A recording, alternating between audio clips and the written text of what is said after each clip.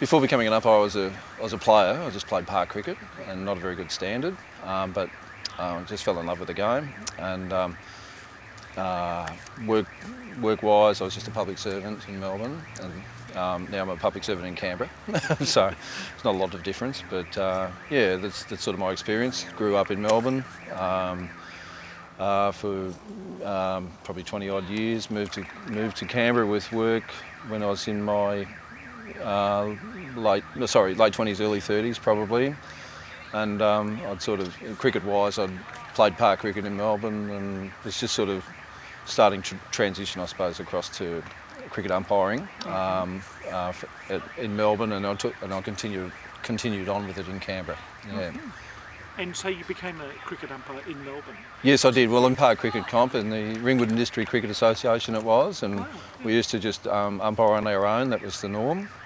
So it's totally foreign for me to have two umpires. Quite a luxury. We only used to get that at finals time. So it was a good baptism, because you'd go to the ground, you'd be the only one there, you'd have to make yourself known. Yeah. You're the team sort of thing. You have the batting side out at square leg, and the captains would pay you half your fee each at tea time and that sort of thing, and which could be awkward if you just fired the captain LB or whatever. They give it to you in $1 coins.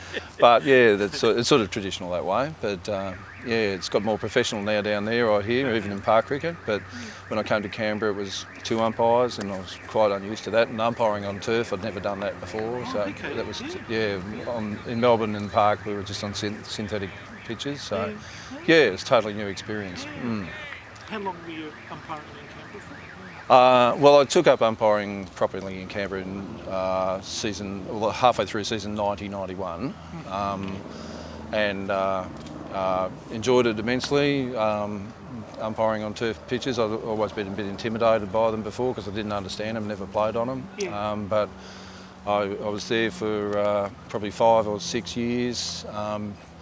Did a couple of PMs, 11 games, that sort of thing. Rose through the ranks there, and then I thought, well, if I want to continue on and aspire to bigger and better things, get up to Sydney, the nearest capital city, and a very tough competition to umpire in. So I did that for a season, and was on the fringe of the first grade panel.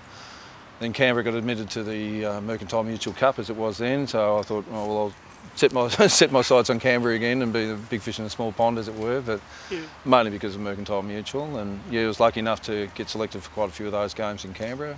Yeah. So, and then Canberra ended up getting kicked out of Mercantile Mutual, and a lot of the players left Canberra, and like them, I left Canberra too and went back to Sydney, and thought, well, I'll try my luck here again and see how far I can progress. Yeah, gee.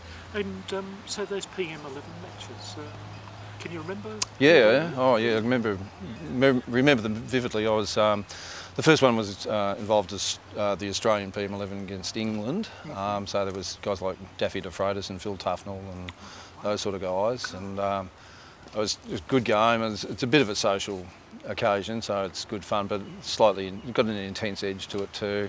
Great umpiring in front of sort of 10,000 people. I've never done that before. That was interesting. And the second one the following year was just a total washout, unfortunately. It was just a very, very sad day, and ACT chief exec wasn't very happy, because all their finances for the season relied on getting income from the PM's 11 game. But we had a total washout. It was the West Indies, so I got to sit next to Clive Holding and Joel Garner, those sort of guys, at lunchtime, which was quite an experience.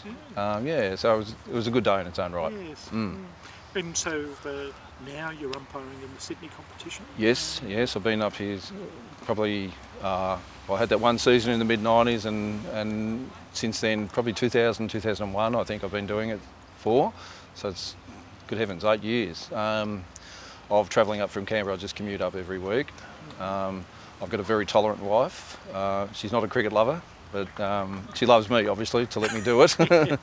But we're at the time of life where the kids aren't at home anymore, so I quite often bring her up on weekends with me, and we make a bit of a weekend of it, particularly if I've got a game to do on the Sunday. We go out on Saturday night. She's here today, and she tolerates cricket, doesn't understand it, just happy to sit in the stands and read a book, and all the cricket people tend to know her too, so yeah, it's good fun. And so, like today, what time did you leave home? What was the process? Well, we got up this morning at 5 o'clock, and yeah, so we left home at 6, and yeah, travel can be travel's obviously always an issue, but it's a good road between Canberra and Sydney mostly. So, and the car knows the way by now. So, it's an easy enough trip, but there's always a risk of being tired and what have you. So you be sensible about it and give yourself plenty of time. Have a little sleep if you're feeling tired or whatever, and yeah, just be sensible. It can be a long day, but I'm happy to be a morning person anyway, so it's not a big issue. Yeah. And there was an incident this morning that highlights the problem. Yeah, I almost had to head on. It was shocking. I was just on a little back country road outside Canberra, just round at the bend, and lo and behold, there's a car on my side of the road coming towards me, and it's just such a scary feeling. You think, what's going on here? You know, but you have about 3 seconds to contemplate it. And then I was sort of outraged because he was on my side of the road, and so I just veered to the left, and I was just worried about overturning the car, and Bernadette's with me going, oh my God, like that we're going to die, and he got back in time, and I was just, you know, it's just the adrenaline was pumping for a long while. And you never know. I mean, it can happen at any time, I suppose, can't it?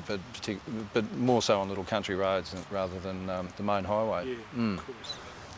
So you're doing interstate cricket too? Yeah, I'm on the, I think I'm on the fringe, I suppose. I'm not quite sure of the setup, but they have a panel of 12 guys who are committed to interstate cricket and higher, and then there's 6 others who are on the fringe and doing the occasional Shield game or Ford Ranger Cup games, and then there's me, and I think I'm in a little group tagging along behind, so I get the occasional Ford Ranger Cup game. I did one a month or so ago, and Cricket Australia Cup games, second 11 matches, that sort of thing. So it's all good. I mean, I'm really enjoying it, and it's nice to be considered at that sort of level, and I aspire to bigger and better things, but it's all in the lap of the gods really. You just sort of, you've got to enjoy the game of cricket for what it is, and love umpiring, so anything else is a bonus.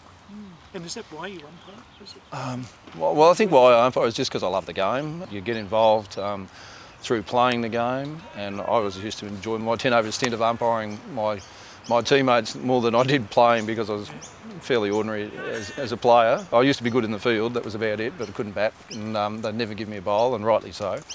So you sort of develop a love for the game there, and I thought, oh, this umpiring's all right, like you're out there seeing the action close at hand, and seeing some very good players as you progress up the ranks, and it's great to sort of be part of it, and to have a little bit of a say, and just there in the background, to facilitate the game. Yeah, enjoy it. Yeah, good on you.